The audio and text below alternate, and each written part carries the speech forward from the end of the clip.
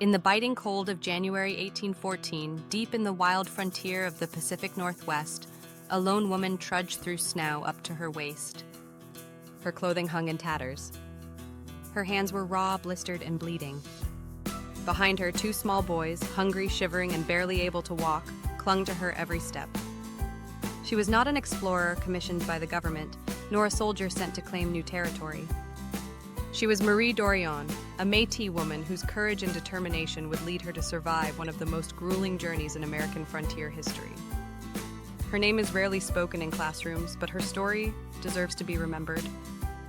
Marie was born around 1786 in the Iowa Nation territory.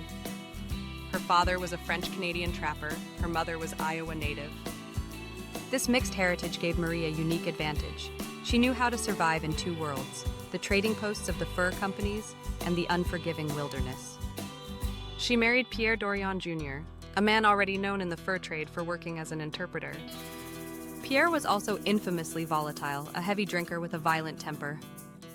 Despite this, Marie joined him when John Jacob Astor's Pacific Fur Company hired Pierre for an ambitious mission to blaze a route to the Pacific coast and establish a network of fur trading posts. The Dorions and their company traveled through what is now the Dakotas, Montana, and Idaho.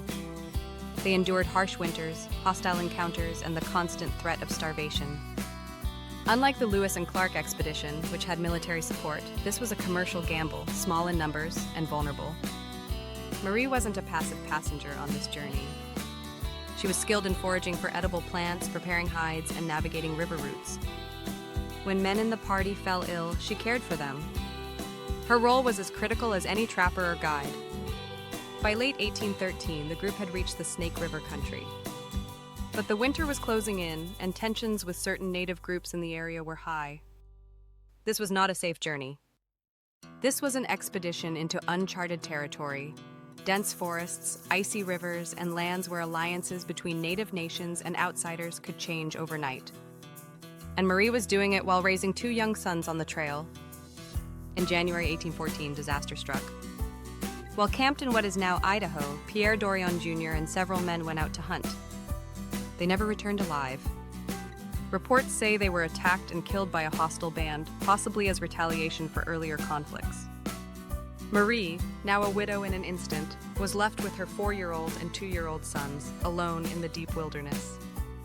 She had no permanent shelter, no reliable source of food, and a winter landscape that offered little mercy. Most people would have given up, accepting death as inevitable. But Marie decided that she and her boys would live, no matter what it took.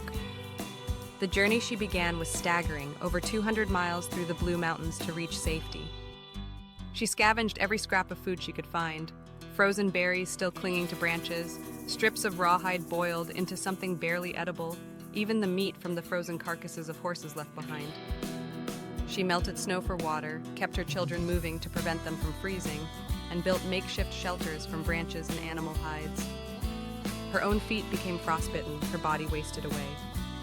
By the end, Marie was surviving on willpower alone, driven by a single purpose, her children's lives. After more than 50 days of this ordeal, Marie stumbled into a Walla Walla village. She was half dead from exhaustion, her clothes reduced to rags, but her boys were alive. The Walla Walla people took them in, fed them, and nursed them back to health. Marie eventually remarried and lived to the age of 66, raising more children and quietly fading into history.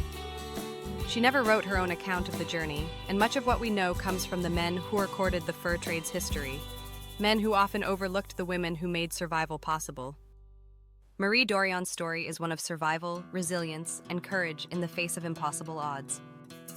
She may not have commanded armies or signed treaties, but she fought her own war against hunger, cold, and despair, and she won. History remembers Lewis and Clark.